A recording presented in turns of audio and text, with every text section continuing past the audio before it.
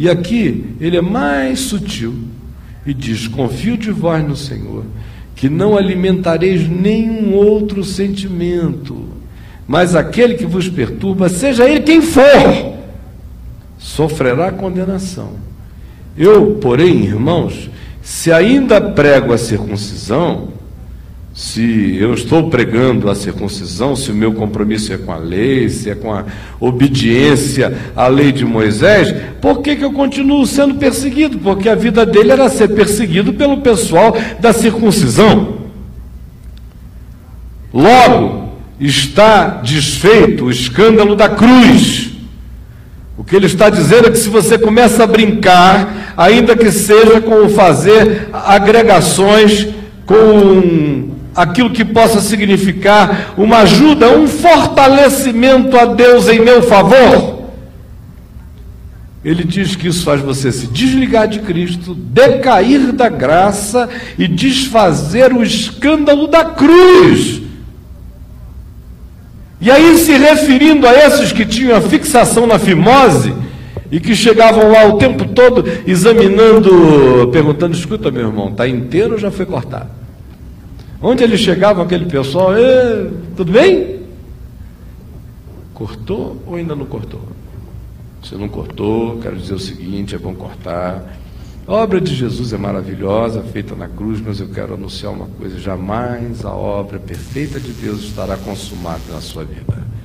Você não terá unção, porque enquanto esse pedaço de fimose não sair, o Espírito Santo não se completa em você. O que impede o derramamento do Espírito na sua vida é a fimose. Então vamos tirar isso. E não leva muito Paulo a sério, ele surtou ali no caminho de Damasco, qualquer coisa assim. Ele leva isso para extremos extraordinários, mas Deus gosta, Deus se agrada, Deus tem deleite. Os anjos tocam trombetas no céu todas as vezes que uma fimose é cortada na terra. Aí Paulo diz: oxalá fossem mutilados aqueles, oxalá até se mutilassem os que vos incitam à rebeldia.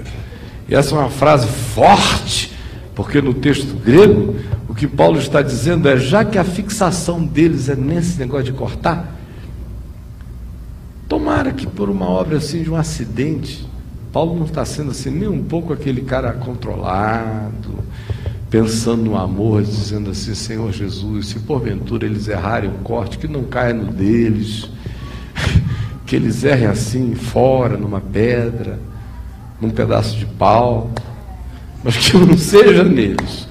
Aqui não.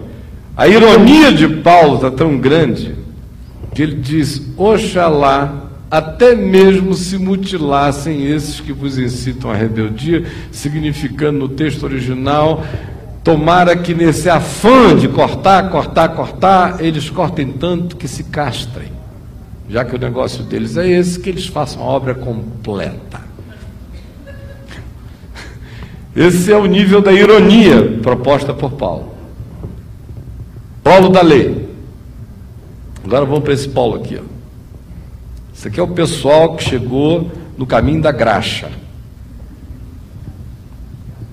Tudo é permitido. Aleluia. Eu encontrei a graça de Deus e agora eu estou aprendendo com Caio que eu posso tudo o que eu quiser. Virar canalha, safado, promíscuo, aleluia. E ele vai se fazendo essa propaganda infernal a meu respeito por aí, porque não tem coragem de dizer que ele é que é assim, e que de mim ele não aprende isto, muito menos do Evangelho. Esse Paulinho de carro. Tá bom? Vamos para a esquerda?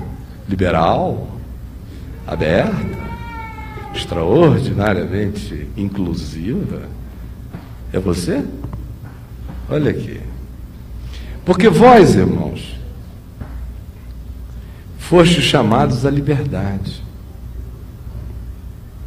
Porém, não useis da liberdade para dar ocasião à carne, à pulsão desenfreada dos desejos, dos caprichos, das vontades, das cobiças, das ilimitações para o ser.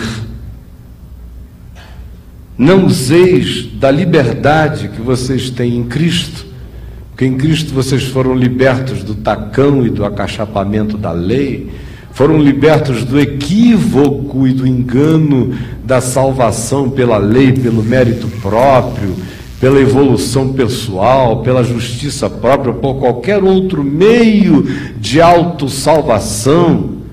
Jesus já consumou, realizou, finalizou tudo, de modo que aquele que crê tem a vida eterna. Está feito e consumado. Então ele diz: porque vós fostes chamados para a liberdade. Porém, não useis dessa conversa de liberdade, desse conceito de liberdade, dessa verdade da liberdade conquistada por Jesus para aqueles que querem viver como filhos da verdadeira liberdade, para dar ocasião, para usar como pretexto, como álibi, para justificar as ações de caprichos, de desgovernos, de falta de controle, de exacerbação do egoísmo, que pensa apenas em si, que faz apenas o que vem à cabeça, quem tendo uma oportunidade realiza, se ninguém for ficar sabendo não faz mal, essa coisa de caráter não existe, o que existe mesmo é uma questão de aproveitar a oportunidade. Meu Deus, a gente vai morrer mesmo. Antes, sede servos uns dos outros pelo amor. E ele diz que a contrapartida a essa utilização da liberdade de modo falacioso, fantasioso, enganoso, pretextuoso, a antítese disso é sermos servos uns dos outros pelo amor.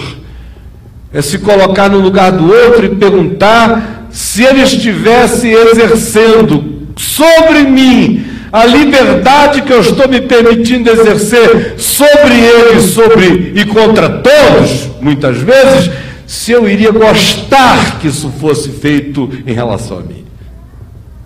Eu sou livre em Cristo. Aí o idiota olha numa direção só. Aí encontra uma outra livre em Cristo no trabalho. Todos os dois são livres em Cristo e casados. Aí eles resolvem usar a liberdade deles em Cristo para iniciar uma obra de liberdade comum.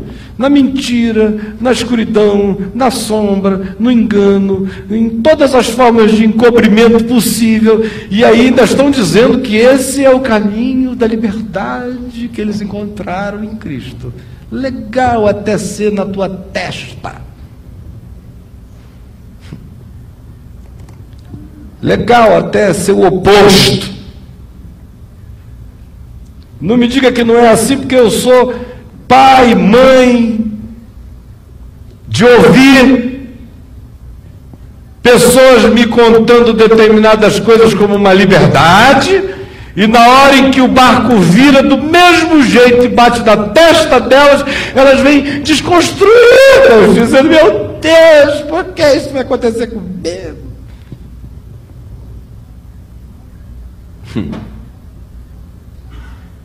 A antítese dessa falsa liberdade, o que cura a falsa liberdade e mantém a gente na genuína liberdade, é nos tornarmos servos uns dos outros pelo amor. Porque toda lei se cumpre em um só preceito, a saber: amarás o teu próximo como a ti mesmo. Se, porém, vos mordeis e devorais uns aos outros, vede que não sejais mutuamente destruídos.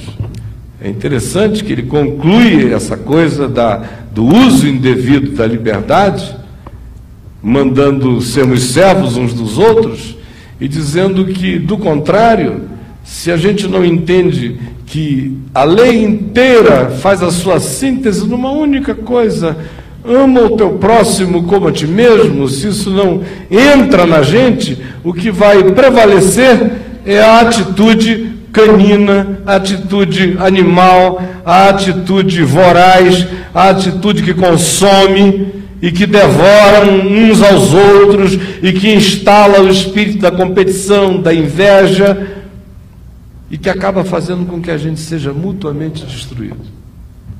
Esse é o Paulo de lá. Tem gente que tenta viver no polo daqui.